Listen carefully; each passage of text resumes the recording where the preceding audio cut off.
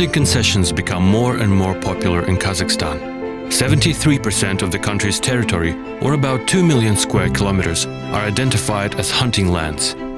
2/3 of the lands are assigned to more than 700 hunting farms engaged in the preservation of biodiversity and keeping records of wild animals, as well as in the development of tourism and recreation facilities. The concessions employ almost 4,000 workers, including 114 women holding a range of positions.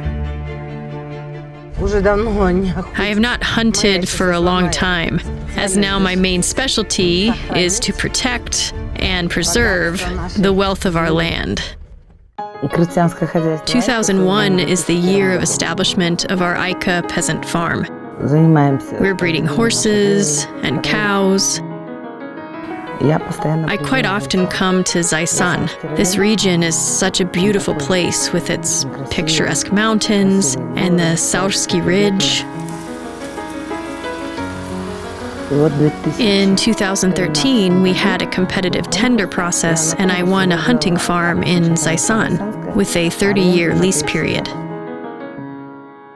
I graduated from Fur Vocational School in Semipalatinsk, specializing as game manager and animal breeder. We made a stock of brooms so that animals could eat it. They were all gnawed round. Roe deer used to come to those places. Then I started working as a game manager in Akhmetsalimkyzy Hunting Concession Society. In 1988, I was elected as the board chairman to hold the position until the present time. This position is elected, and in 5 years we hold a conference. We got electricity last year. Now we do not have so many problems with the infrastructure. We are developing. We employ 35 gamekeepers. We feel very good here. We build one house every year, and a lot of foreigners come here. We now have a large antler therapy clinic. We also have pheasants for game breeding. They do fine here, and every year in the fall, we let about 150 pairs go into the wild. Swans, where are they? The swans have gone there behind the reeds. This is a good reservoir. Look, what a beauty. We do recreational hunting and recreational fishing, and now organize 2 reservoirs for paid fishing. We have done stocking, and the place is rich for fish now. We are watching those who come to the salt lick. This land preserves a very large number of wild red deer. We have more than 100 red deer. They are all royal stags, and we take their antlers. In spring, while antlers are soft, we remove it and help the deer population. The red deer farm, first of all, of course, helps the hunting farm survive. It really helps. People come to take a bath here. We stock pantocrin. We sell it to the government and get money to buy gasoline, salt, and pay wages.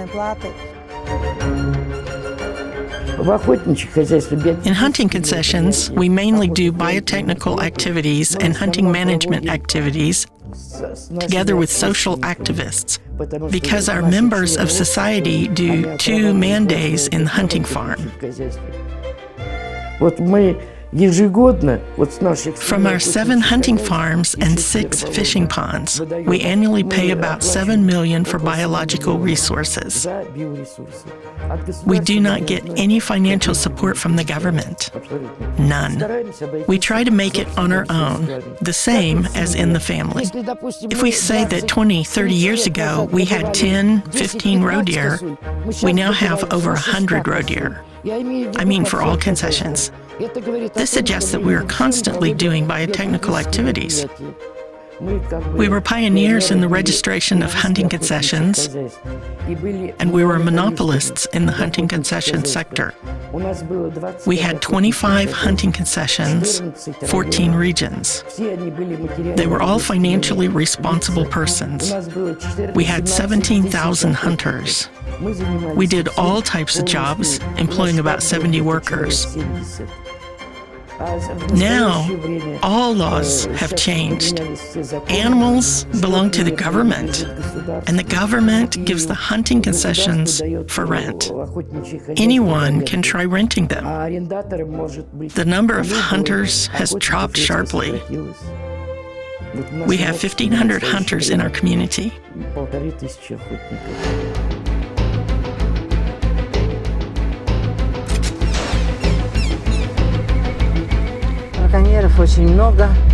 The number of poachers is big. They fear no courts, no big fines. They want to poach, so they go. Moreover, they are usually repeat offenders.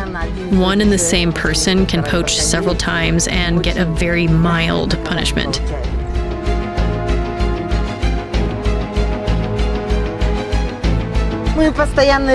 We constantly do raids, and we have assigned people for every land, but nevertheless, it is impossible to guard for 24 hours.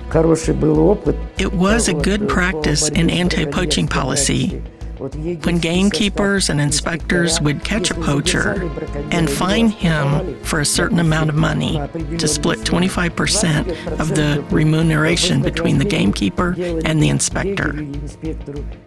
That was kind of a material support for the gamekeepers. Responsibility for the whole society, for all hunting concessions, for people, completely fall upon the chairman. The job of the chairman is diverse. Business matters also count. Right now, I need to prepare for the heating season. The light needs to be replaced. Of course, every day I think that I need to quit. Do you know how to quit? Sometimes it hurts deep in my heart. If I came and worked there 2-3 years ago and ran from one organization to the other, then of course, I would have given up long ago. And here, it's like my brainchild. Do you get what I mean? You walk around the concession and see something built by gamekeeper Zhesupov and another thing installed by Lysitsyn. We know almost every animal by sight, you know? We are not random people in the hunting industry.